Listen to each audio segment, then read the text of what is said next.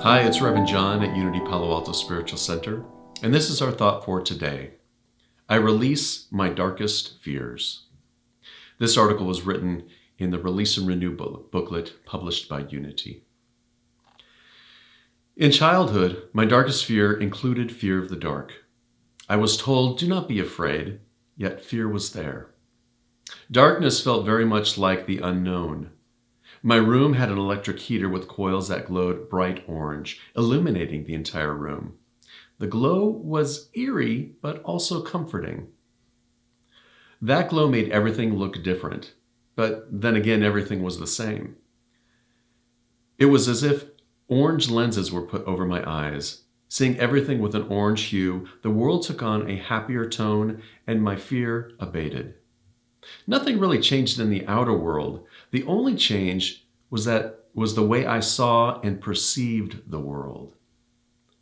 I learned to no longer fear the darkness, but the fear of the unknown has been harder to release.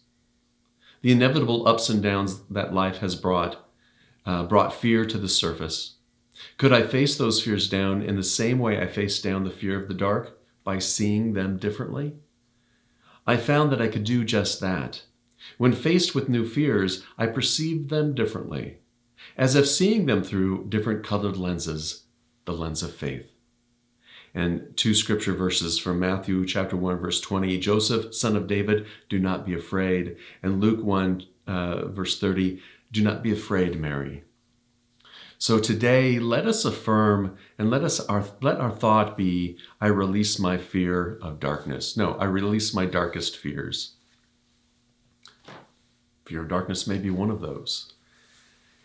So fear comes up for us as human beings, and fear is a very helpful emotion when we are in danger, when there are things that put us at risk. Fear is very helpful. The challenge is that our fears are often created within us based on false perceptions, based on false beliefs, based on the stories that we're holding in our lives. As we go through life, we start accumulating these stories, we start accumulating these fears, and that fear of the unknown, for example, or that fear of, not being good enough, or that fear that someone's out to get me, all of those have file folders, and every time something happens that sparks that fear within us, we ascribe the story to it and we put that in our folder.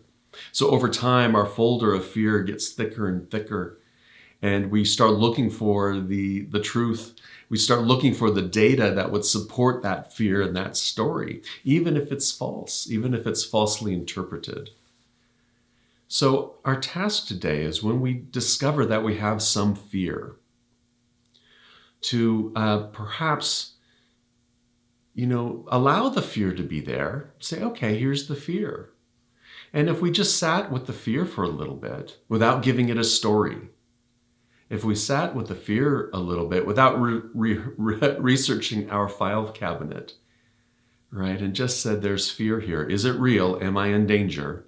Is there a real threat, right? Am I about to fall out of an airplane without a parachute? Or is it an imagined fear? Is it fear based on my stories? Is it fear based on my giving away my strength to someone else? The power of faith, the energy of faith, that ability within us to hold true to that state of consciousness that we are one with everything, that we are one with the infinite flow of life, love, and wisdom, that we're one with God. That energy, that power within us to stay firm in that spiritual knowing that in this moment I am safe. That regardless of what's happening around me, or the things that I'm telling, regardless of my stories, right, that I'm still here, I'm still safe, I'm still one with Spirit. And that faith in Spirit will guide me and direct me to the right steps, to safety perhaps, will guide and direct me to a different story so I can set down and empty out that file cabinet. And as I empty out that file cabinet, that fear will tend to dissipate, and in its place may come inner peace. Whatever the opposite of fear is to you, I don't think it's courage, because courage is the willingness to move forward in the face of fear, even with that fear. But the opposite of fear, when there is no fear, feels to me like peace of mind, feels to me like inner sanctuary, inner calmness. So when we sit with that fear and just allow it to express without giving it a story, as it dissipates, that inner peace appears.